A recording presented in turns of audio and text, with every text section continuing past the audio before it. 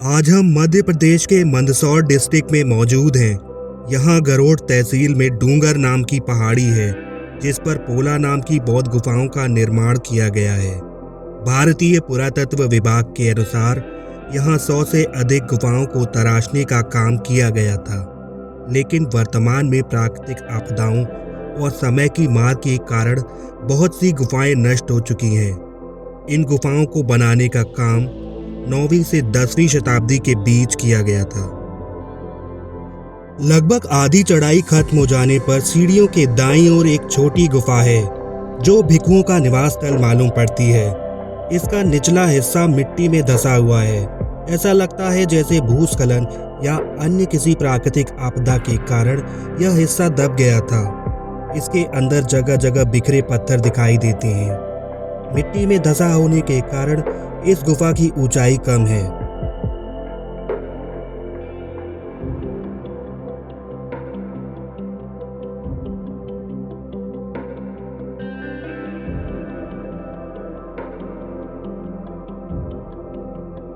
दो नंबर से 9 नंबर के बीच की गुफाएं एक समूह में हैं।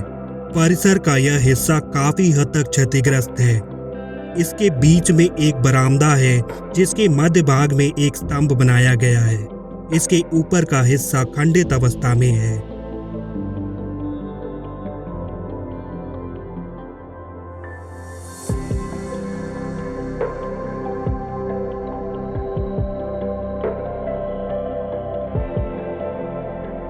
आगे की ओर 5 नंबर गुफा है।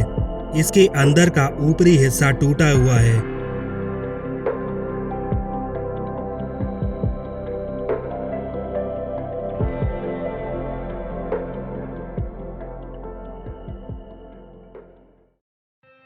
चौथे नंबर की गुफा के अंदर का भाग थोड़ा बेहतर स्थिति में है, जबकि 3 नंबर गुफा अस्त व्यस्त है। इसके आगे गुफा नंबर 2 है।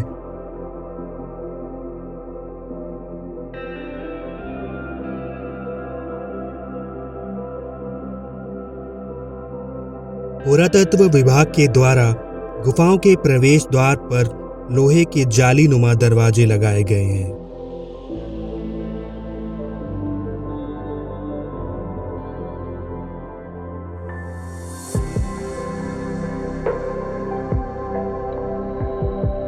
सात, 8 व 9 नंबर की गुफाएं एक तरफ कतार में हैं।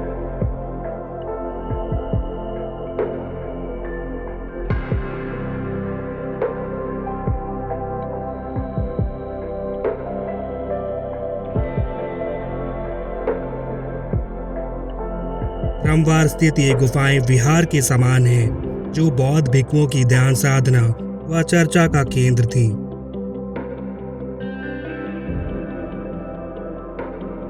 खंडित अवस्था में दिखने वाले पत्थर पर स्तूप की आकृति उकेरी गई है, जिस पर अतिक्रमण किया गया है।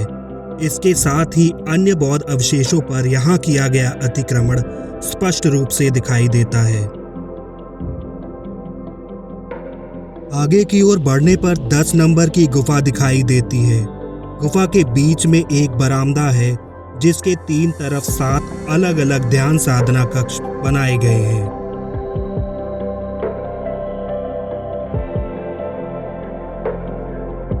बरसात होने के कारण गुफाओं के अंदर जगह जगह पानी का रिसाव दिखाई दे जाता है, जिस कारण स्थिति अच्छी नहीं है।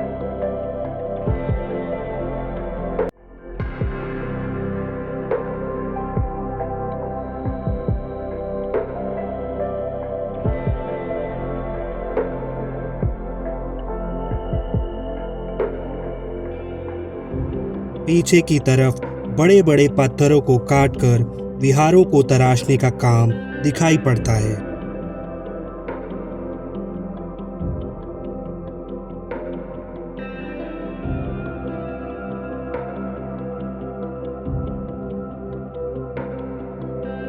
गुफाओं तक पहुंचने के लिए पत्थरों को काटकर रास्ता बनाया गया है। इस रास्ते के एक ओर खाई है और दूसरे हिस्से पर गुफाओं का निर्माण किया गया है। यहाँ से सामने की ओर देखने पर प्रकृति का मनमोहक नजारा दिखाई देता है।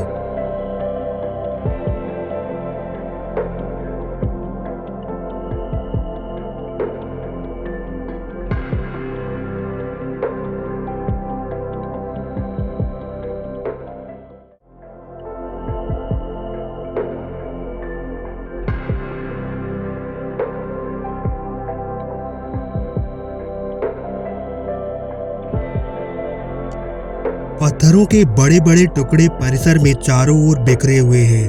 प्राकृतिक आपदाओं के कारण पोला की इन गुफाओं को बहुत अधिक नुकसान पहुंचा है। फिर भी ये बौद्ध गुफाएं हजारों वर्ष पुरानी नायाब सभ्यता व संस्कृति की कहानी को खूबसूरती से बयान कर रही हैं। इसे संजोए रखना हमारी प्राथमिकता होनी चाहिए।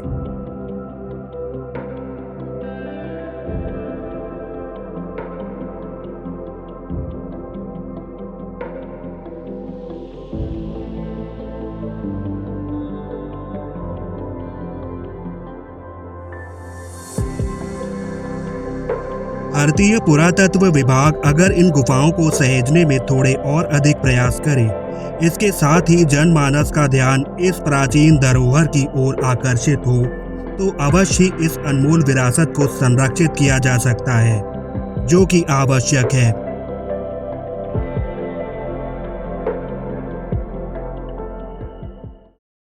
यहाँ बनाई गुफाओं की संख्या 100 के करीब बताई जाती है, लेकिन 1000 वर्ष के भीतर मध्य प्रदेश में आए कई भौगोलिक परिवर्तनों के कारण यहाँ अधिकांश बौद्ध गुफाएं नष्ट या फिर क्षतिग्रस्त हो चुकी हैं। इसीलिए इन गुफाओं के निर्माण से संबंधित अधिक जानकारी मिल पाना चुनौतीपूर्ण है।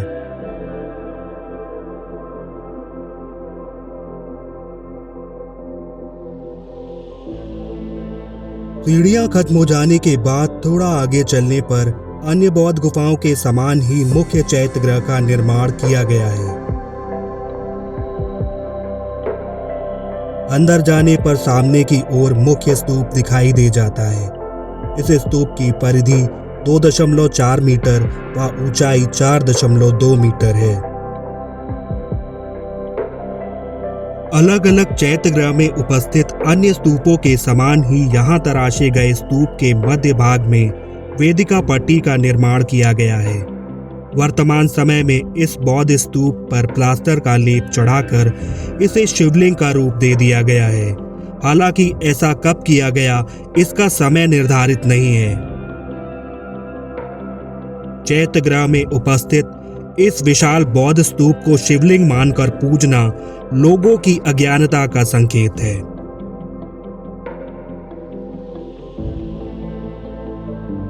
गुफा नंबर 25 काफी हद तक क्षतिग्रस्त है।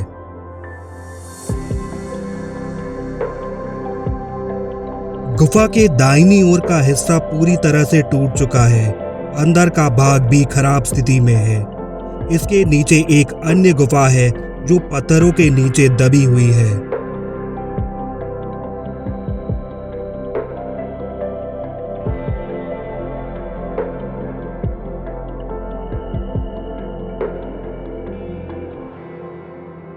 सुनसान होने के कारण अधिकतर गुफाओं के अंदर हजारों की संख्या में चमगादड़ों का डेरा है, जिस कारण यहाँ आने वाले पर्यटकों को मास्क का प्रयोग जरूर करना चाहिए। इस ओर स्थित एक चट्टान को तराशकर स्तूप का निर्माण किया गया है। स्तूप का पिछला हिस्सा चट्टान से जुड़ा हुआ है, जिसे पूरी तरह से अलग नहीं किया गया।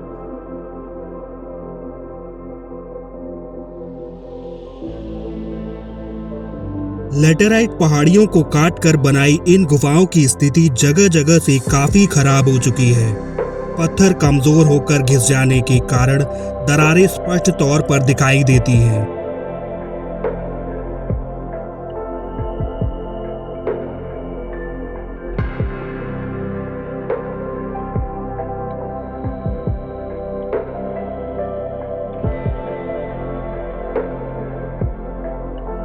गुफाओं के साथ ही विशाल पत्थरों को काटकर खुले ध्यान साधना कक्षों का निर्माण भी यहाँ की गुफाओं में देखने को मिलता है, जिसमें पत्थरों को काटकर बैठने के लिए आसन तैयार किया गया है।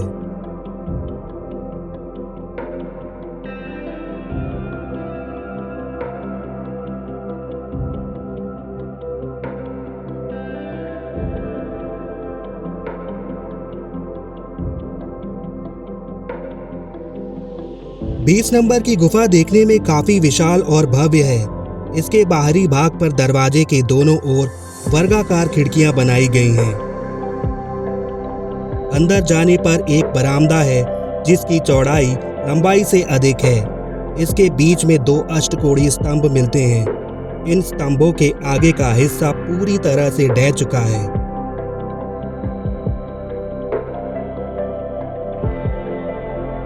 बरामदे के बाईं ओर एक विहार बनाया गया है जो काफी हद तक ठीक है। इसी तरह दाईं तरफ भी एक विहार का निर्माण किया गया है, लेकिन इस विहार के आगे का पूरा हिस्सा गिरकर नष्ट हो चुका है।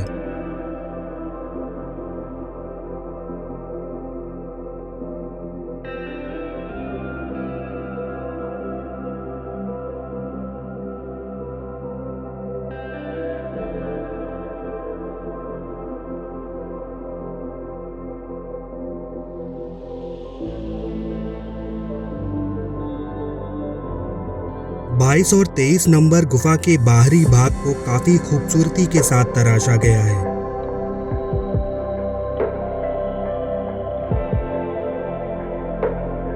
परिसर का यह हिस्सा बहुत हद तक सुरक्षित है, जिस कारण देखने में यह काफी आकर्षक लगता है।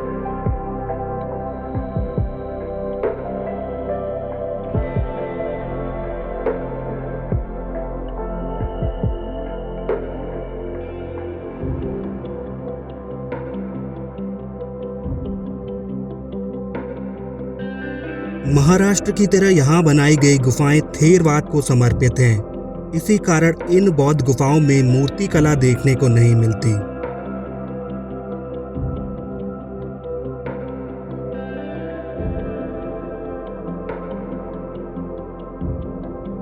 पंद्रह नंबर की गुफा का प्रवेश द्वार खंडित अवस्था में है। इस गुफा के भीतर 3 विहारों का निर्माण किया गया है।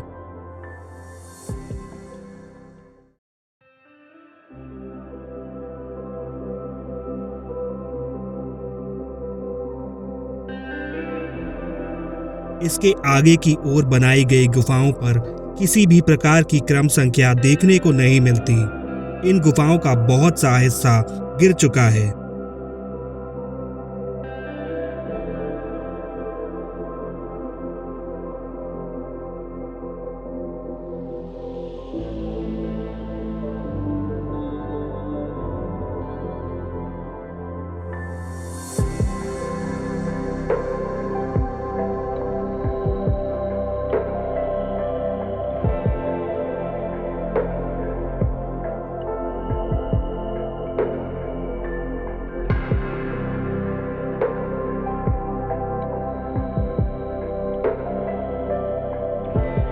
परिसर के अंतिम सिरे पर 24 नंबर की गुफा है।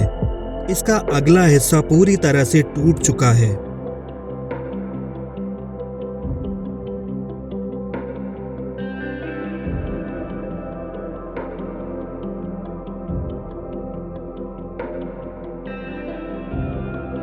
साथियों, हमारा प्रयास भारत भर में फैले प्राचीन बौद्ध स्मारकों और उनसे जुड़े इतिहास को आप तक पहुंचाने का है।